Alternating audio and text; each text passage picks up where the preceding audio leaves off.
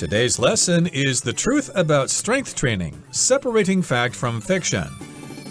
Hi, everybody. My name is Roger. And my name is Helen. And today we're going to continue talking about strength training, also called weight training or simply lifting weights.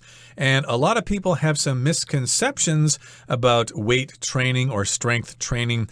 I've heard this quite a lot here in Taiwan, especially from women. Oh, I don't want to lift weights because a woman does not look attractive if she has big muscles.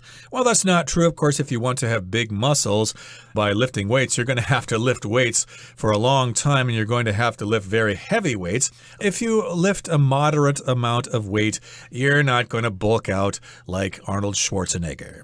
Right, and it could be a cultural thing because in other cultures, maybe having muscles on women is considered something attractive. But in any case, it's true. You would have to lift weights for so many hours each day, and then you would have to modify your diet in order to be bulky. But if you just lift weights normally for an hour a day, or you have some kind of routine, it's not going to make you bulky. So that's one truth versus fiction that we're trying to handle in today's lesson. And last time, of course, we talked about what strength training involves. It can help you burn calories. It can lower your blood pressure. And there are all sorts of benefits to doing strength training. And we'll continue talking about it in today's lesson. So let's get to it. Let's listen to the first part right now. And we'll be right back. Despite the obvious benefits of strength training, some people are reluctant to try it out. Indeed, there are many myths about this form of exercise. One of the most common myths is that it will make you too bulky. But the truth is that unless you're specifically training for bodybuilding or powerlifting, it's unlikely that you'll develop large muscles. Instead, strength training most often creates a lean, toned physique. 大家好，第一部分我们来介绍形容词 reluctant。它的意思是不情愿的、勉强的。例如 David is reluctant to quit this job. David 不情愿辞掉这份工作。又或者说 Jeff is reluctant to move for his girlfriend. Jeff 不情愿为了他的女朋友而搬家。下一个我们看到名词 myth， 意思是普遍却错误的看法、无根据的观念。做这个意思时，常音译为迷思。例如 It is only a myth that eating chocolate cures cancer. 吃巧克力就能治愈癌症，只是一个没有根据的迷思。或是 It's a myth that playing a flute after dark will attract snakes. 天黑后吹笛子会引来蛇是个迷思。再来我们看到形容词 lean， 它有精瘦的、脂肪少的，或是组织精简的意思。例如 Most long-distance runners are extremely lean, likely due to the massive amount of calories that they burn. 多数的长跑者极为精瘦，而这有可能是因为他们燃烧了大量的卡路里。又或者说 The stray dog has a very lean body. 那只流浪狗有着精瘦的身躯。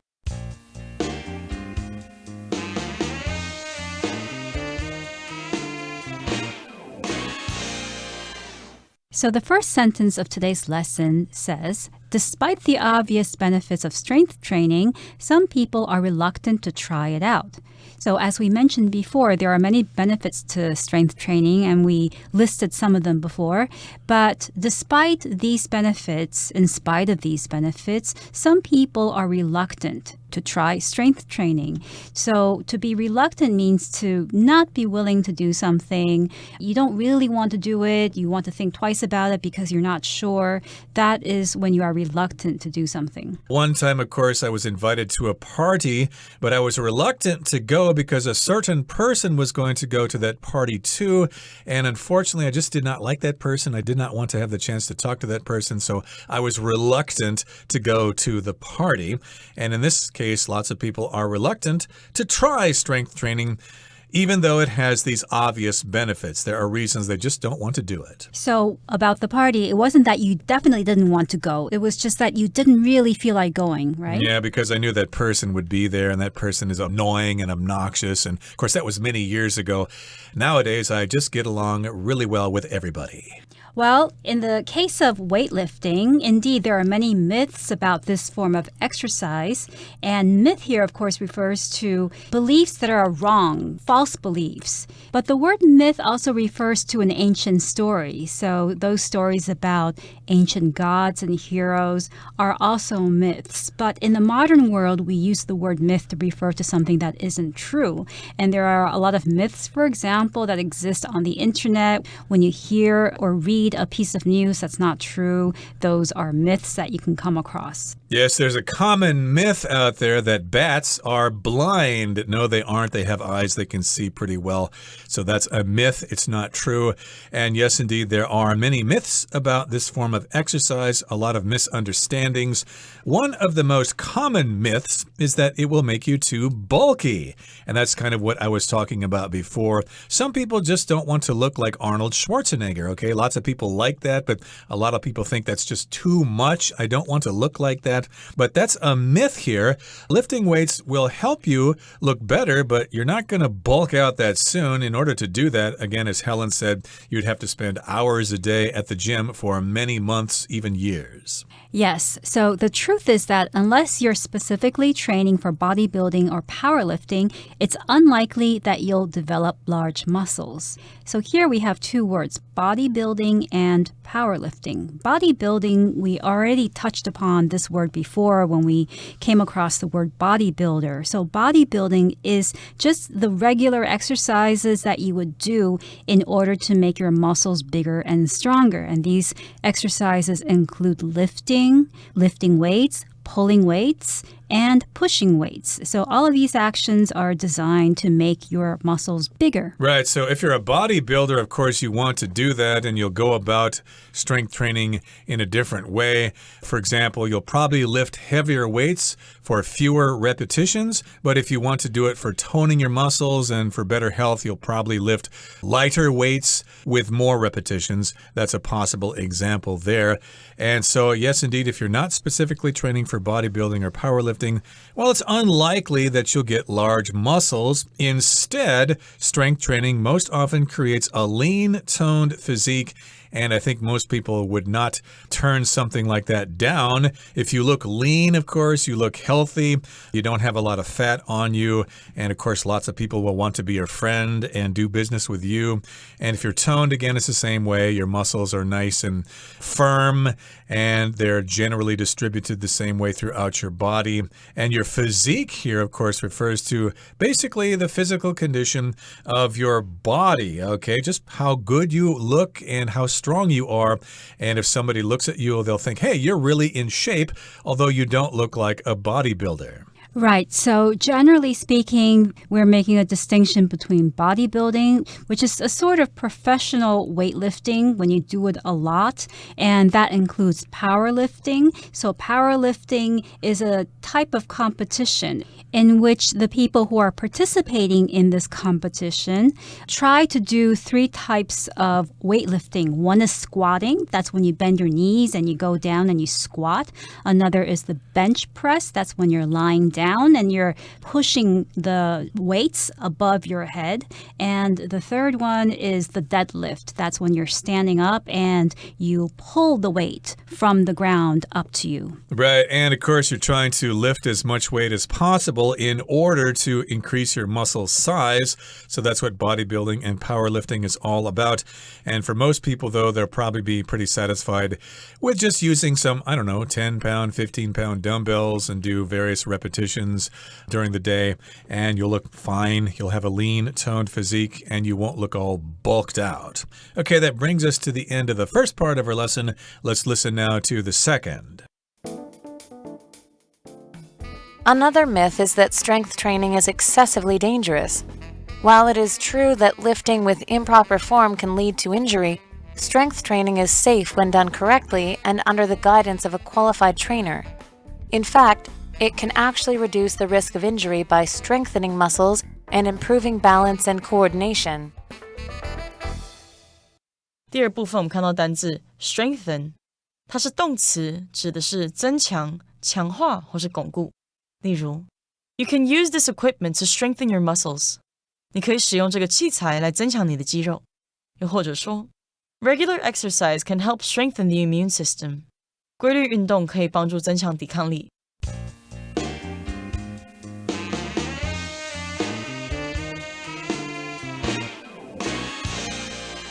So before we talked about one myth of bodybuilding, which is that it can make you really bulky and ugly if you consider having big muscles to be ugly. And another myth here is that it could be dangerous. As it says here in the first sentence, another myth is that strength training is excessively dangerous. So excessively here is an adverb that has the meaning of too, T-O-O, as in too much. So excessively dangerous means that it's not just a little dangerous, but it's more dangerous than reasonable. It's too dangerous. Excessive, of course, means more than necessary. It's too much.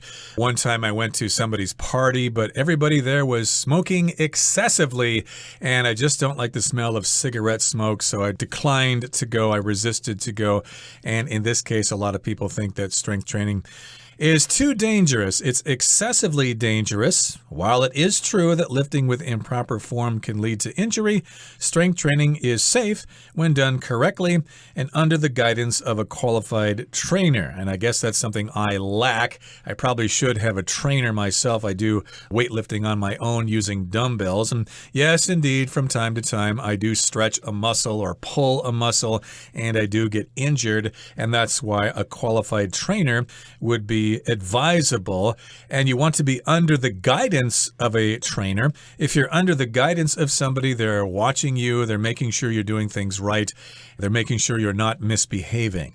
Right. For instance, if you're doing a bench press, you don't want to do it yourself. You want your trainer to be standing there with you so that you don't drop the dumbbell or the barbell on your head, which could be very dangerous. Indeed, and you might get seriously injured if that happens. So you do need to have a qualified trainer. A trainer could be maybe your brother or your classmate or whatever, but they're not qualified, okay? They need to have some experience in this, have taken special courses, and they need to have worked at a gym or something like that. So that would make them qualified. They have the qualifications to properly train you in strength training. And in fact, it can actually reduce the risk of injury by strengthening muscles and improving balance and coordination. So here, of course, lots of people are worried that weight training or strength training is going to cause you to get injured. But if you do it right after a certain amount of time and when your muscles are nice and toned, that will actually reduce the risk of injury because you will have strengthened your muscles. And here the verb to strengthen just means to make something stronger. And of course, it will also help improve your balance so you don't fall down so much, and your coordination, which may help you with your basketball dribbling skills. Right. Coordination is the ability to control the movements of your body, your arms and your legs using your brain. So some people have naturally good coordination, and these are usually athletes and dancers. Professional athletes and dancers must have good coordination. So those are some benefits of strength training. Maybe you will change your mind if you know some of these benefits and you don't stress so much on the myths of strength training. Okay, that brings us to the end of the second part of our lesson for today. Let's now listen to the third part. Finally, many people believe that strength training is only for young, fit individuals. In reality, however, it can benefit everyone, regardless of their age or fitness experience.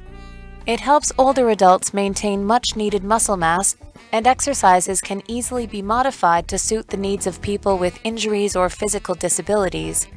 If you haven't tried strength training yet, it's worth giving it a shot.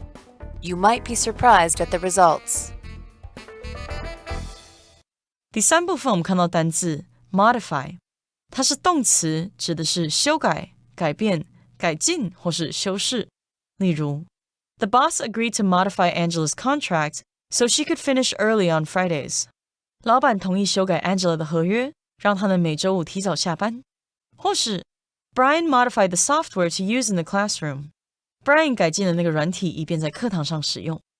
另外补充它的名词 modification， M-O-D-I-F-I-C-A-T-I-O-N modification， 意思是调整、修改或是改变。例如 After many modifications, the house was ready for the family to live in. 经过许多调整，这间房子已经准备好让那个家庭入住了。或是 You will need to make modifications to your travel plans if you want to visit the museum on the weekend. 如果你想要在周末参观博物馆的话，你的旅游计划必须做一些修改。最后我们看到形容词 physical， 指的是身体的、物质的或是物理学的。举例来说 Exercising is beneficial for both your mental and physical health. 运动对你的心理和身体健康皆有助益。最后一个例子 If you want to become stronger, you need to do more physical exercise. 如果你想要变强壮，就得多做一些体能运动。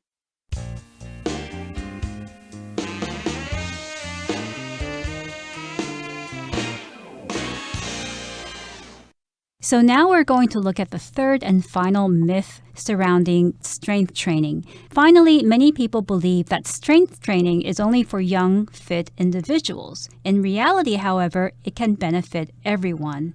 So that is a common myth. A lot of people think that lifting weights is something that only young people should do because they are stronger and it's something that they can do without hurting themselves. But the reality is that older people can do it too, and it can benefit them. Right, and you need to make some adjustments, of course. If you're 70 years old, you have no business lifting barbells that weigh 100 pounds or something like that. You probably should stick with some lighter weights in that case. And again, you need to be under the guidance of a qualified trainer. And yes, indeed, it can benefit everyone regardless of their age or fitness experience. So here, regardless of just means no matter what their age is, no matter how old they are, whether they're only 10 years old or 50 or 75, it should be able to benefit anybody. And also, you need to take into consideration your fitness experience. If you have a lot of experience, you can still do it. And if you don't have a lot of experience, you can still do it. Again, you need to have some proper training. Yes, and it helps older adults maintain much needed muscle mass, and exercises can easily be modified to suit the needs of people with injuries or physical disabilities. So, as Roger mentioned before, these exercises related to strength training can be modified depending on the person's age and physical ability. Here, older adults is used to refer to people usually in their 50s, 60s, 70s, and even 80s. So instead of saying the elderly or elderly people, which those words aren't really used these days anymore because they don't sound as nice. And here the phrase much needed just means that older people really need to have muscle mass to avoid injuries and other things. Right. As you know, as we get older, of course, our bodily functions start to deteriorate.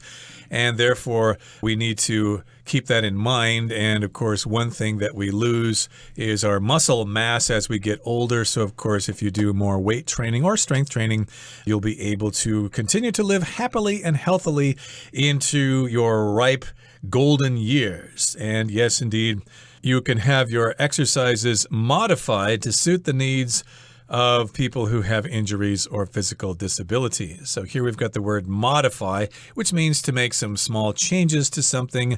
For example, maybe your motorcycle is not working really well, so you take it to the shop and they modify it in some ways. They change this valve here and this suction intake there to improve the performance. They modify it. They make some small changes to it. And yes, indeed, your exercise program can be modified depending on whether you have injuries or whether you have physical disabilities. So, for example, if you are in a wheelchair, you can make some modifications to your exercise program there. Obviously, you're probably not going to be able to exercise your legs as much because you're in a wheelchair, but you can certainly do things with your arms and other parts of your body. Right, and people with physical disabilities means people who have some kind of physical challenge. So that's another way of expressing a certain situation that used to be referred to as being handicapped. So handicapped is another word that's not often used anymore, like elderly or the elderly. So it's much more common to say people with physical disabilities or simply people with disabilities instead of handicapped people. Physical, of course, relates to the body. You have the physical part of the human being and the mental or psychological part of the human being. And a disability is a condition that prevents you from using your body in the way that most people do. So one disability might be that you can't walk regularly, so you need to be in a wheelchair, or you have trouble with other parts of your body. That would be a disability. Right. An ability, of course, is something you can do, and a disability refers to something you cannot do.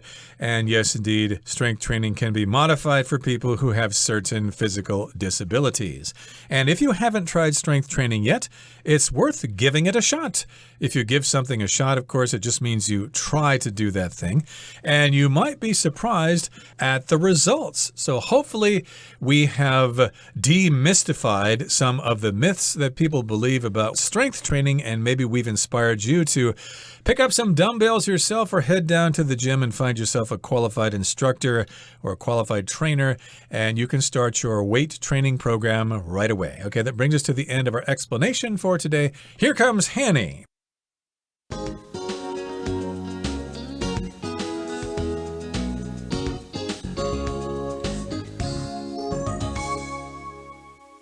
各位同学大家好，我是 Hanny， 我们来看今天的文法重点。课文一开始写到 Despite the obvious benefits of strength training, some people are reluctant to try it out. 尽管肌力训练的好处显而易见，有些人却不愿尝试。好，那这边有两个重点。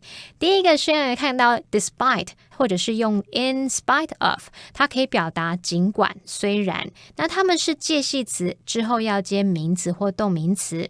举例来说 They continued to hike despite the rain. 尽管下雨，他们还是继续健行。好，那特别要注意的是，如果我们现在要在 despite 或者是 in spite of 后面接子句，那这时候我们必须先接名词同位语，可能像是 the fact 之类的，然后才接 that 子句。常见的句型就是 despite the fact 或是 in spite of the fact再加 that 子句。那像刚刚的例句，我们就可以说 They continued to hike despite the fact that it was raining.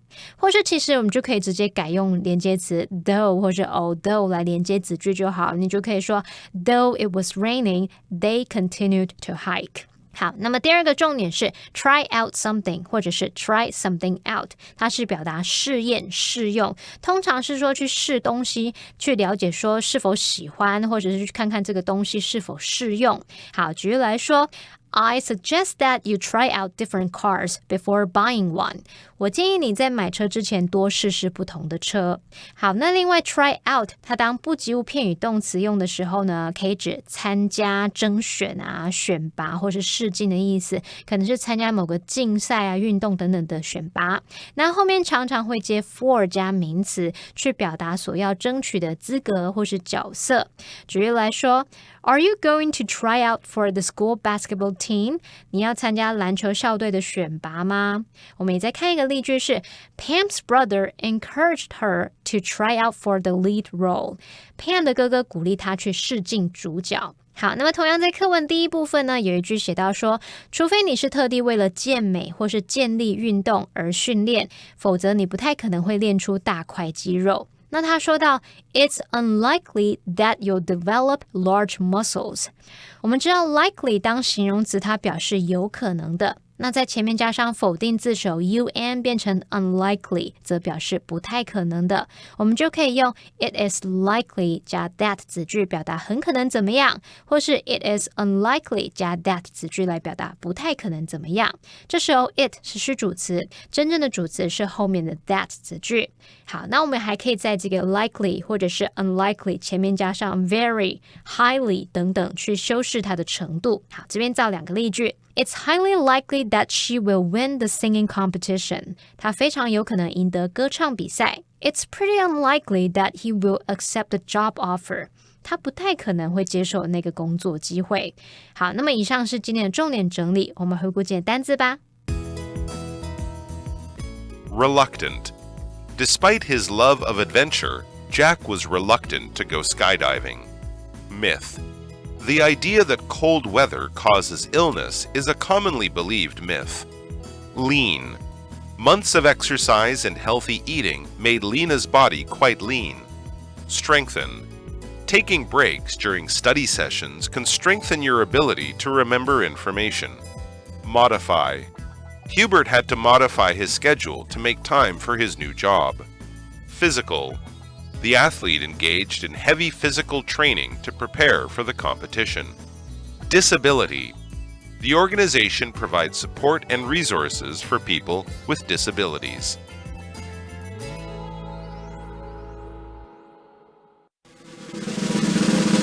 Discussion starter starts now. Here's our discussion starter for today. The question is, do you engage in strength training on a regular basis? Why or why not? Yes, I do. I engage in strength training regularly because not only do I want to stay in shape, but I find that strength training really improves my mood. So after I've done some strength training, I actually feel a lot happier and my mood is lifted and it's my happy place. Indeed. Well, I feel the same way as you, but unfortunately I don't engage in strength training as much as I should because I'm so busy working all the time and it's very difficult to find time to head to the gym. I think lots of people have the same problem, but again, I think that even a little amount can be helpful, so I do try to lift the heavies or pick up the weights for about 15 minutes every morning.